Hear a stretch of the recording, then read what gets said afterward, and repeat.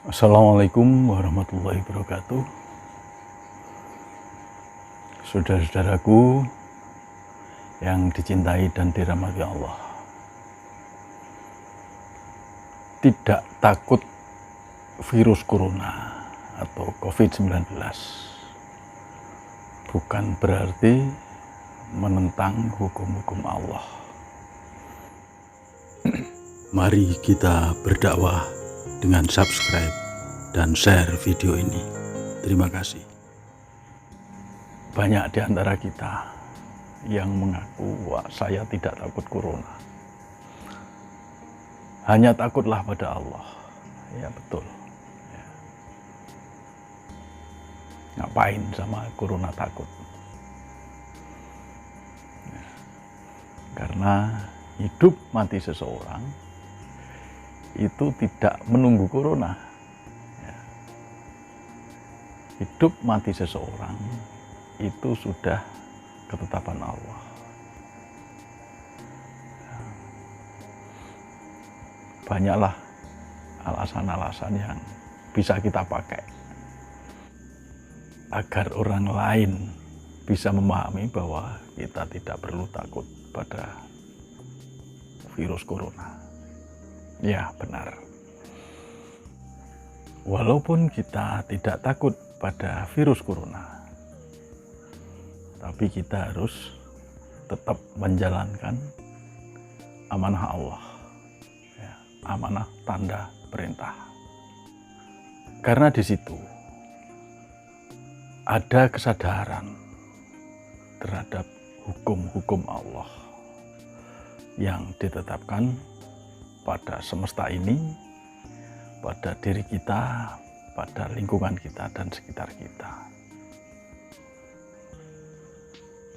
Hukum Allah yang ditetapkan pada virus corona itu mulai dari penyebaran virus corona yang begitu dahsyat, kemudian sistem penyebarannya melalui air, baik air itu dari batu, dari dahak, dari kita bersin, masa inkubasinya, kemudian sistem penyerangannya dalam tubuh kita, maksudnya itu sudah menjadi ketetapan Allah, itu sudah menjadi hukum Allah. Karena itu marilah kita tidak menentang hukum Allah yang ditetapkan pada virus corona itu. Jadi kalau sistem penyebarannya begitu dahsyat, ya, maka Allah memberikan pelajaran pada kita bahwa kita harus waspada. Allah menetapkan penyebaran itu melalui batuk, ya, melalui air, ya, air yang dikeluarkan dari tubuh kita, bersin dan lain-lain, ya, yang jarak penyebarannya bisa mencapai 1-2 meter. Ini artinya Allah memberikan petunjuk long distance, ya. Kita harus selalu jaga jarak, ya, dalam pergaulan sehari-hari harus ada jarak, sehingga apa? Dengan jarak itu maka virus corona tidak akan sampai pada diri kita, karena kita tidak tahu siapa yang terpapar virus corona, siapa yang tidak terpapar virus corona. Kita nggak ngerti. Kemudian pelajaran yang kedua, kita harus pakai masker, karena tidak selamanya kita 24 jam diberi kewaspadaan. Kadang-kadang kita lengah juga. Oleh karena itu, masker harus dipakai kalau kita keluar rumah, ya. Jadi penting sekali. Kemudian yang ketiga, janganlah pergi kemanapun kalau tidak darurat penting sekali, kita harus tetap tinggal di rumah. Nah, itu artinya kita menjalankan amanah Allah. Ya. Amanahnya diri. Tandanya lingkungan kita, penyebaran virus coronanya begitu dahsyat. Perintahnya stay at home. Kemudian jaga jarak. Kemudian pakai masker. Itu baru orang yang tidak takut corona.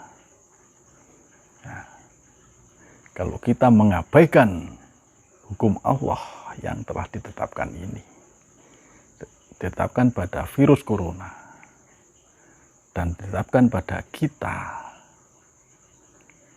maka itu sama dengan bunuh diri. Ya, kalau saya bilang ya ngawur.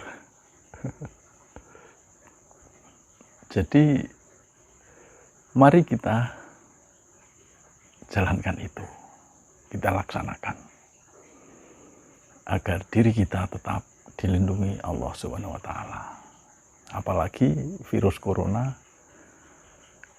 itu sangat berbahaya, sangat mematikan kalau menyerang pada orang yang sedang sakit. Kalau diri kita lagi sakit atau ada penyakit dalam diri kita,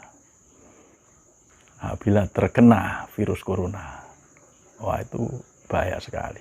Kita sudah punya penyakit, otomatis imunitas tubuh kita akan turun. Imunitas tubuh kita akan lemah sekali. Jadi ketika terkena virus corona ya sangat bahaya, bisa menyebabkan kematian. Maka kita yang merasa diri kita punya penyakit ya, apapun ya, ini harus ekstra hati-hati. Kemudian orang tua ya, lansia ya, itu juga termasuk sangat rentan terhadap serangan virus corona. Nah, itu hati-hati karena orang tua itu sistem imunnya juga sudah melemah. Kemudian pada balita ini ada hati-hati, kita jaga ya. Jangan sampai anak-anak kita yang masih balita ini terkena. 3 kondisi ini, ya, 3 hal ini yang harus kita perhatikan. Di sisi lain, virus corona ini memberikan satu kenyamanan, memberikan satu kedamaian, memberikan satu pelajaran yang luar biasa. Kita bisa nyaman kalau kita bisa menerima, bisa damai kalau kita bisa menerima bahwa ini semua adalah perbuatan Allah yang maha benar. Pelajarannya apa? Pelajarannya kita diberi waktu oleh Allah seluas-luasnya untuk lebih meningkatkan kesadaran kita terhadap Allah Subhanahu wa Ta'ala. Dalam bahasa lain, lebih mendekatkan diri pada Allah dengan meningkatkan kesadaran. Saat inilah waktu yang bagus untuk berkholwat. Untuk kholwat. Jadi untuk kholwat kita tidak perlu di hutan, ya, tidak perlu di tempat-tempat keramat atau di mana, cukup di rumah. Kita manfaatkan semaksimal mungkin untuk mendekatkan diri pada Allah atau untuk meningkatkan kesadaran kita pada Allah dengan terus berzikir pada Allah, menjalankan perintah-perintah dan menjauhi larangannya. Nah, apabila kita lakukan itu, ada beberapa manfaat yang Allah berikan pada diri kita. Jelas yang pertama, kita mempunyai makom yang lebih tinggi lagi, diberikan makom yang lebih tinggi lagi, makom ketauhidan, makom kedekatan kita pada yang ahad, pada yang esa.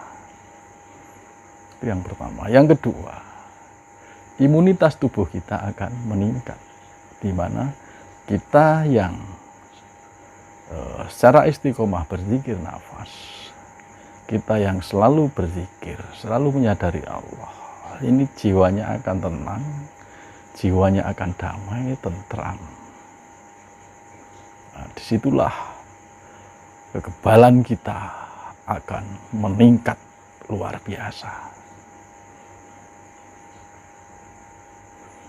Yang ketiga, kita akan diberi kelebihan-kelebihan oleh Allah.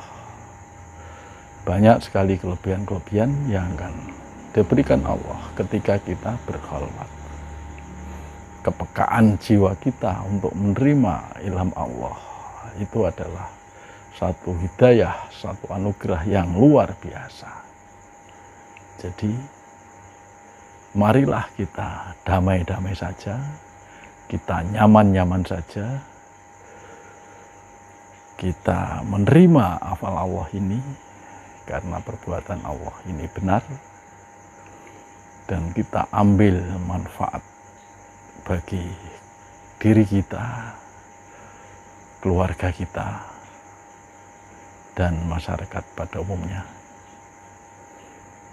Semoga video pendek ini bisa memberikan satu kesadaran yang lebih lagi, satu kepekaan jiwa kita terhadap Allah SWT, dari manfaat yang kita bisa ambil dan keistiqomahan kita dalam berzikir, dalam menjalankan perintah Allah. Karena dengan kita terus di rumah, kita akan jelas dijauhkan oleh Allah dari banyak kemaksiatan-kemaksiatan yang kita temui di luar.